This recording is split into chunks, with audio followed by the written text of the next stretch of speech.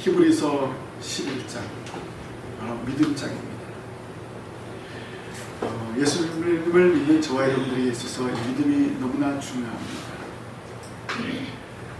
그래서 이 히브리서 11장에 보면은 믿음을 강조하고 있습니다. 성도들에게 확실한 믿음의 법칙을 알려주고 있습니다. 성도로 살아간다는 것이 이 땅에서 결코 쉽지가 않습니다. 그러한 박해와 그러한 시련에도 불구하고 믿음을 버리지 않고 소망 가운데 살아가도록 격려하는 말씀입니다. 우리보다 앞서서 믿음의 삶을 살았던 신앙의 선배들의 실상을 전하면서 그 믿음이 계승되어야 할 것을 말씀하고 있습니다. 왜 히브리 기자는 이 11장에서 이 믿음을 이렇게 강조할까요?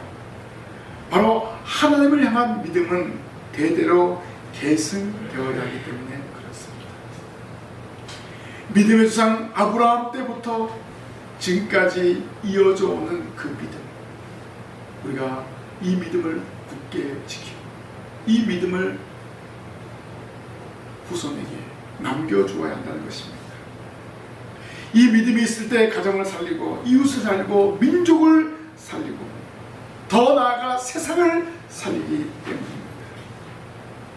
오늘 말씀을 살펴보면 믿음의 계승으로 자신과 그리고 가정과 민족을 살리는 그런 역사를 기록하고 있습니다. 이 히브리서 11장의 후반부에 속합니다. 자, 이 믿음의 계승이 바로 믿음의 가정에서부터 시작되었음을 우리는 주목해야 됩니다. 모세의 부모로부터 시작된 믿음이 또 모세를 거쳐서 이스라엘 백성들에게까지 계승되어 하나님이 약속한 가나안 땅에 들어가게 되는 것을 볼 수가 있습니다.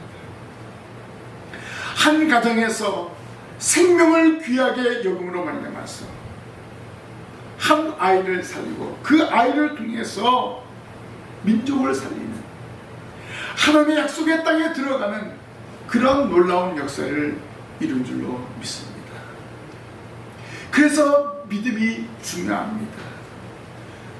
오늘 여러분들에게 믿음이 너무나 중요합니다. 여러분의 믿음이 가정을 살리고 교회를 살리고 큰 일을 이루게 할 줄로 믿습니다. 여러분, 이러한 사명을 가지고 믿음을 사수하는 성도들이 되시기를 바랍니다.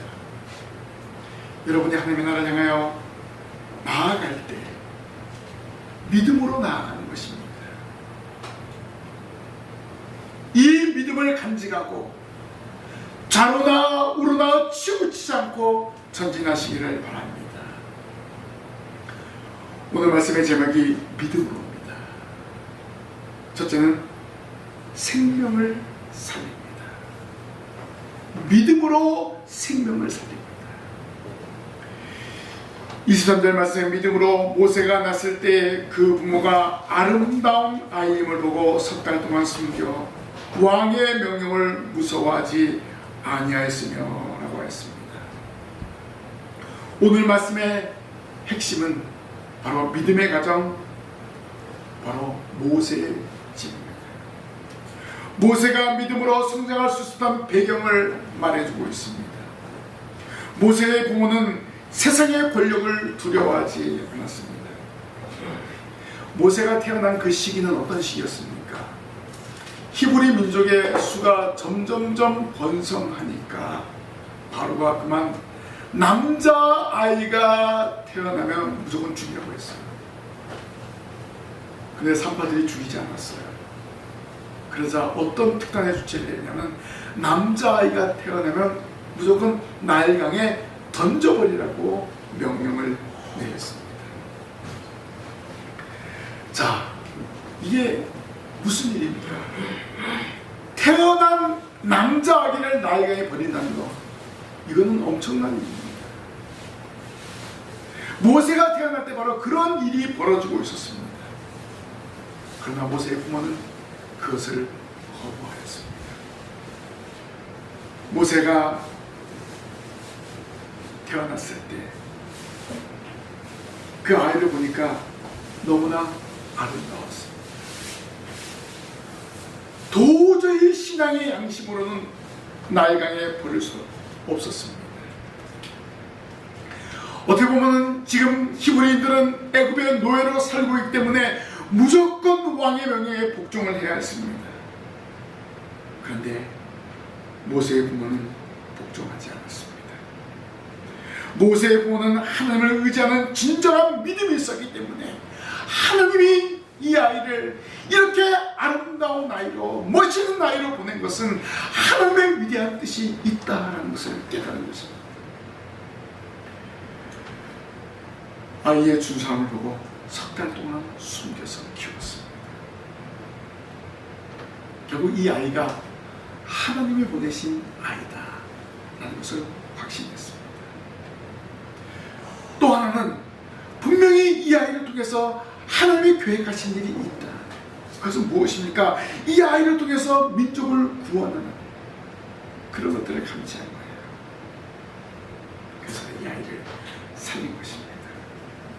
자, 3개월이 되니까 아이의 울음소리가 점점 커집니다. 울음소리가 밖으로 새어나가면 사람들이 아이고 아기가 낳네요. 남자예요? 여자예요? 다 물어봐요. 애기 태어나면 다 물어보잖아요. 남자예요? 아기예요? 뱃속에 있을 때부터 남자일까? 여자일까? 그렇게 이야기하잖아요.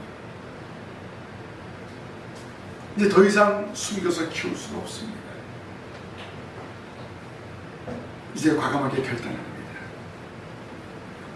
하나님이 이 아이를 살릴 것을 확신하면서 갈대 상자를 만들어서 나일강에 띄웁니다. 그리고 누이에게 이 아이가 어떻게 되는가를 보게 했습니다. 하나님의 구원을 기대한 거예요. 하나님의 뜻이라면 이 아이를 살려주실 것이다 라는 것을 확신한 것입니다. 이런 믿음이 있었습니다. 반드시 하나님께서 이 아이를 살려주신다는 그 믿음으로 이 아이를 위해서 갈대 상자를 만들고 그 상자 안에 아이를 넣고 요단강에 띄웠습니다. 어떤 일이 났습니까? 하나님은 바로 그때 바로의 무남 동료 공주가 나일강에 목욕하러 왔을 때 모세를 발견하게 합니다. 자기 공주가 이 아기를 봤을 때 애굽인인지 히브리인인지 분명히 압니다. 그럼에도 불구하고 이 아이가 너무나 준수하니까, 너무나 아름다우니까 내가 가서 키워야지. 이 공주에겐 자식이 없었어요. 내 아들로 키워야지. 그렇게 해서 모세는 바로 물에서 건져받았다 해서 모세를 하죠.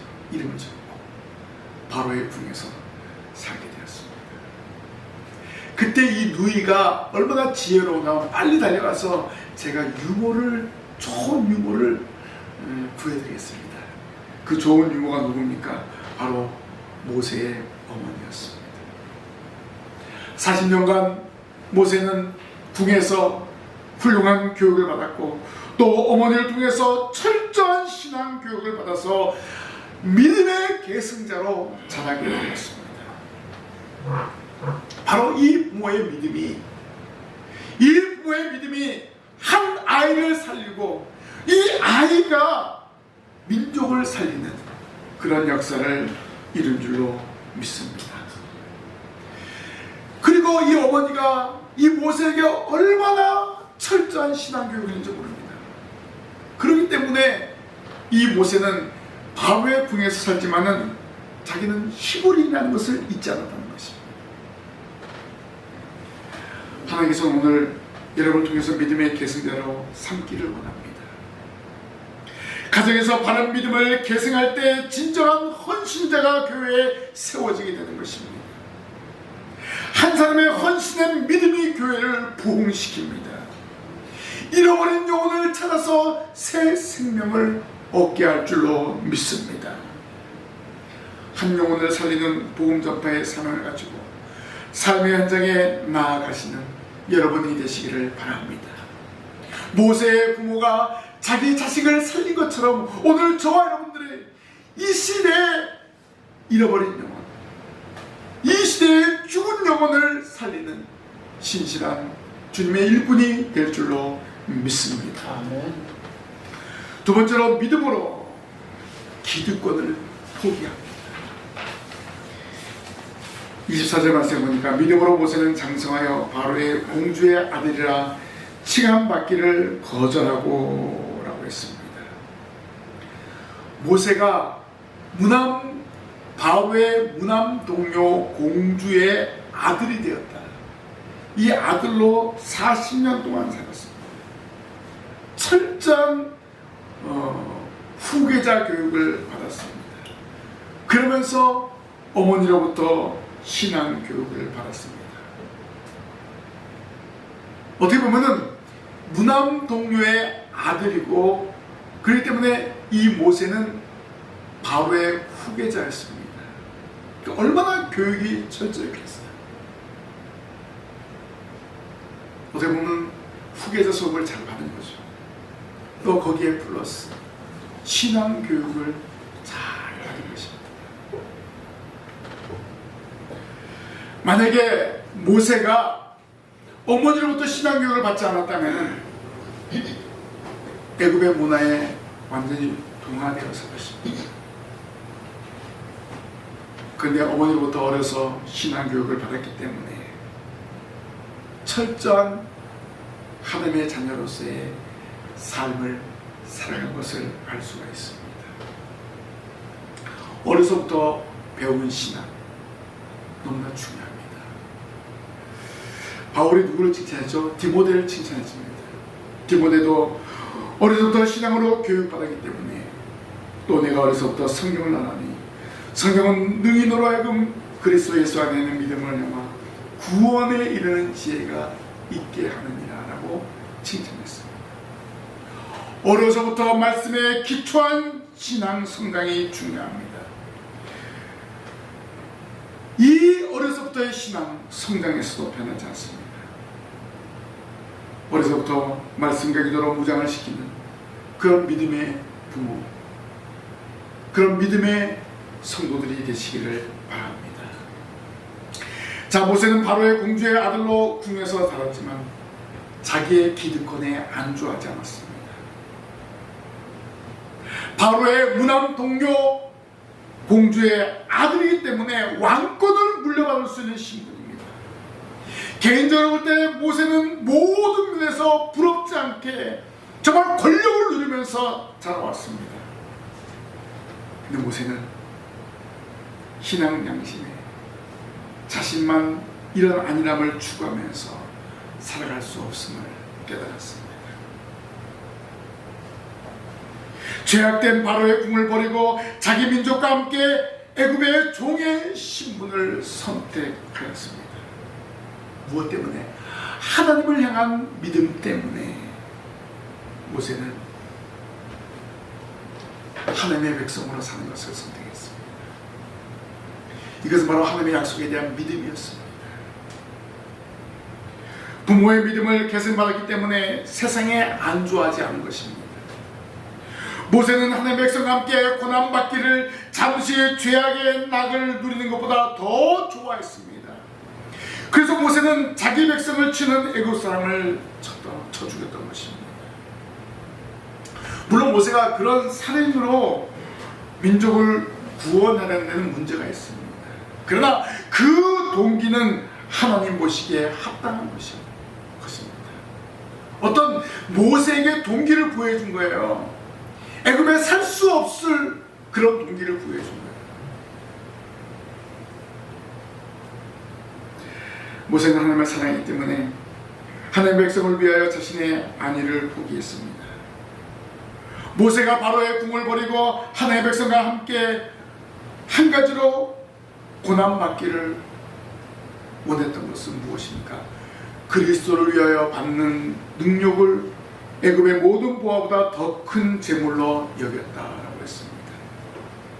여기 보세요. 이 히브리 기자는 모세가 당한 고난을 그리스도의 고난과 연결시켰습니다. 바로 모세는 세상에 오실 그리스도의 고난을 먼저 체험했다는 것입니다. 어떻게 보면 모세와 그리스도와 공통점을 찾을 수 있어요. 모세는 어떻게 보면 바로의 후계자로서의 그 권력을 포기하고 자기 민족 히브리인을 선택했잖아요. 예수님은 하늘 보좌를 버리시고 택한 백성을 구원하기 위해서 십자가에서 죽으시고 부활하셔서 죄인을 구원하셨습니다. 이렇게 해서 히브리 기자는 바로 세상에 오실 그리스도의 고난을 모세가 체험함을 알려주고 있습니다. 히브리 저자를 통해서 모세의 믿음과 선택이 오늘을 살아가는 우리에게 중요한 결단을 요구하는 강력한 증거인 것입니다. 모세가 받는 능력은 장차 오실 그리스도가 받을 고난을 예표한 것입니다. 모세는 이스라엘 백성을 애굽에서 구원하였고 예수 그리스도는 십자가에서 죽으심으로 하나님의 택한 백성을 죄에서 구원하셨다는 점에서 공통점이 있다는 것입니다. 모세와 그리스도는 하나님의 영광을 위하여 고난을 자청했다는 것입니다.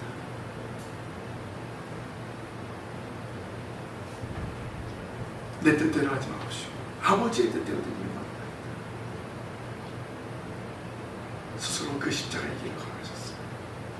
모세도 마찬가지입니다.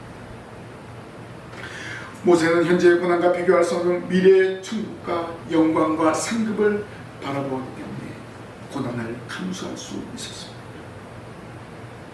이러한 모세의 힘이 오늘 우리에게 요구하고 있습니다. 오늘 저와 여러분은 항상 위의 것을 바라보는 그런 소망 가운데 살아가는데 현재의 고난을 기쁨으로 감내함으로써 그리스도의 고난에 동참해야 될 줄로 믿습니다. 우리가 예수 믿는 것 때문에 손해보는 일들이 많이 있지요. 그것 때문에 염려하지 마십시오. 장차 우리에게 나타날 영광이 있기 때문에 영광의 하나님 나라를 소망하면서 그 고난을 견디면서 살아가시기를 바랍니다. 모세는 믿음으로 애굽을 떠나 왕의 노함을 무서워하지 아니하고 보이지 않은 자를 보는 것 같이 참았습니다. 이러한 고난을 스스로 받으면서 준비된 삶을 살았던 것입니다. 육신의 힘으로는 도저히 불가능한 일이었지만 하나님을 의지함으로 가능했습니다. 오늘 저와 여러분들도 마찬가지입니다. 우리가 이 땅을 살아가면서 포기해야 될 일들이 많이 있습니다. 예수님 믿는 것 때문에 포기해야 될 일들이 많이 있습니다. 과감히 포기할 때 하나님은 더 좋은 것으로 채워주실 줄 믿습니다.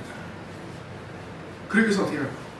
우리의 믿음이 점점점 성숙해야 되는 것입니다. 성숙할 때 세상의 풍속과 세상의 유행을 이길 수 있습니다. 세상적인 기득권을 모세처럼 과감하게 포기할 수 있어야 됩니다. 포기할 때 하나님은 더 좋은 것을 예비하시고 그 더 좋은 것을 풍성하게 허락하여 주실 줄 믿습니다. 믿음으로 여러분의 기득권을 포기할 수 있어야 됩니다. 마지막으로 믿음으로 불가능을 가능하게 합니다. 애굽을 탈출한 모세는 미디안 광야에서 40년간 출애굽 지도자로 훈련을 받습니다. 그리고 때가 찼을 때 하나님이 그를 호렙산에서 부르셨습니다. 어떻게 보면 모세는 40년간 하나님이 주신 사명을 깨닫지 못하고 그냥 목동으로서 살아왔던 것을 알 수가 있습니다. 이제 그 호렙산 불타는 가시떨기 가운데 하나님의 인재를 체험하고 이제 행동하게 되는 것을 알 수가 있습니다. 아무도 모르는 곳에서 숨어 살았던 것 같았지만은 하나님은 모세를 찾으셨습니다. 그리고 출애굽의 사명을 허락하여 주었습니다. 사사시대에 숨어있는 사람이 있었죠. 바로 기드온입니다. 기드온이 몰래 포도주 틀에서 밀을 가져가고 있을 때 큰 용사여 라고 부르시면서 그에게 미디안의 압제에서 이스라엘을 구출할 것을 명령하셨습니다. 도저히 큰일을 할 수 없는 비겁한 숨어서 미를 타작하는 기도원을 하나님은 부르셔서 사사로 세우셨습니다. 우리도 하나님 앞에 숨을 수 없습니다. 주어진 사명을 잘 감당해야 됩니다. 내가 하면 누가 다른 사람 하겠죠, 이렇게 생각하지 마십시오.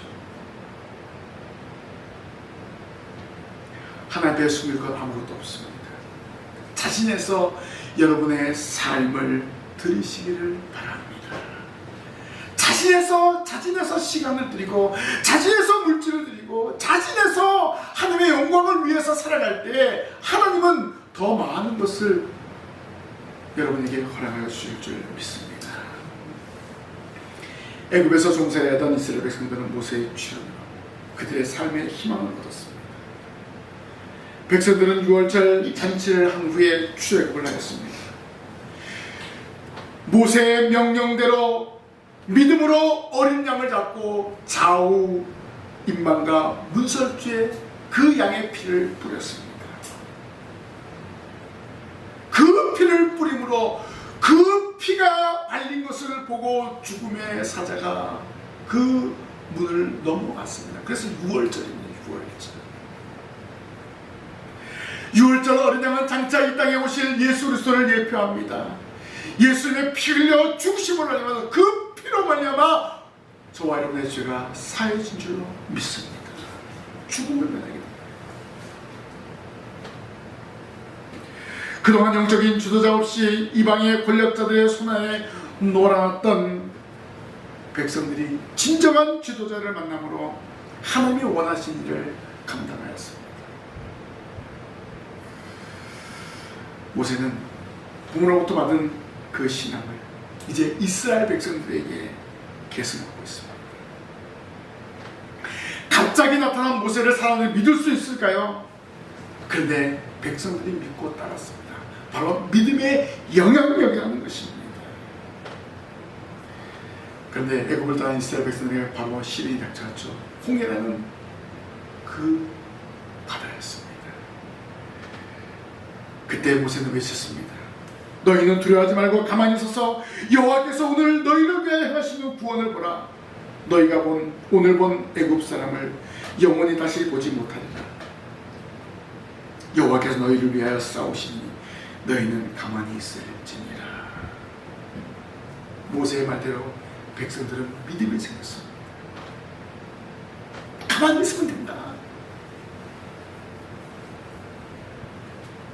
하나님이 어떤 역사를 일으켰습니까? 바로 홍해 바다에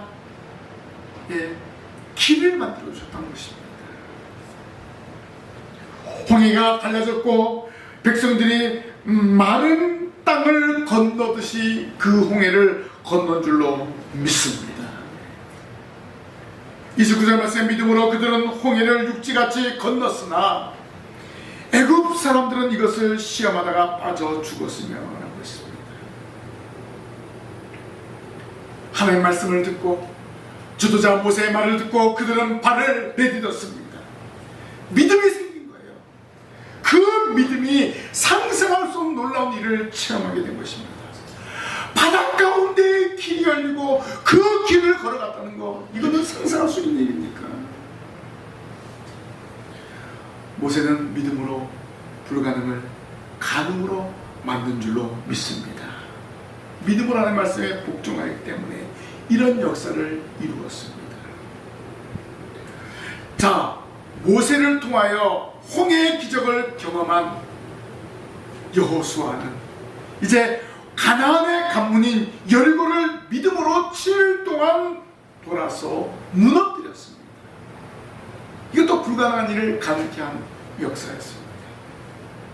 군사력이나 무기를 사용하지 않고 하나님의 말씀을 믿음으로 시행한 결과 철옹성과 같은 그 여리고를 무너뜨렸습니다.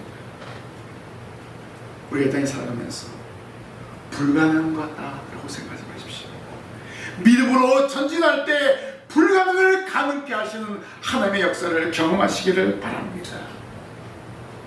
하나님 여러분을 통해서 신광교를 부흥케 할 줄로 믿습니다. 목표를 가지고 기도하며 나아갈 때 이루어지게 될 것입니다. 목표를 가지고 기쁨으로 감사함으로 하나님께 영광 돌릴 때 하나님은 믿음 있는 저와 여러분을 통해서 이루시게 할 줄로 믿습니다. 모든 불가능을 가능으로 바꾸어 주십니다. 믿음으로 전진한 이스라엘 백성들은 홍해바다를 마른 땅을 건너듯이 건넜고 40년 후에도 요단강을 건넜고 여리고도 7일 동안 돌아서 정복하게 된 줄로 믿습니다. 바로 이스라엘 백성들은 꿈에도 그리던 가나안에 입성하게 되었습니다. 가나안은 이스라엘 백성들 자력으로 갈 수 없는 그러한 곳이었습니다. 어떠한 인간적인 힘이나 어떠한 군사력으로 정복한 것이 아니라 철저하게 믿음으로 하나님 명령에 순종함으로 점령한 줄로 믿습니다. 왜요?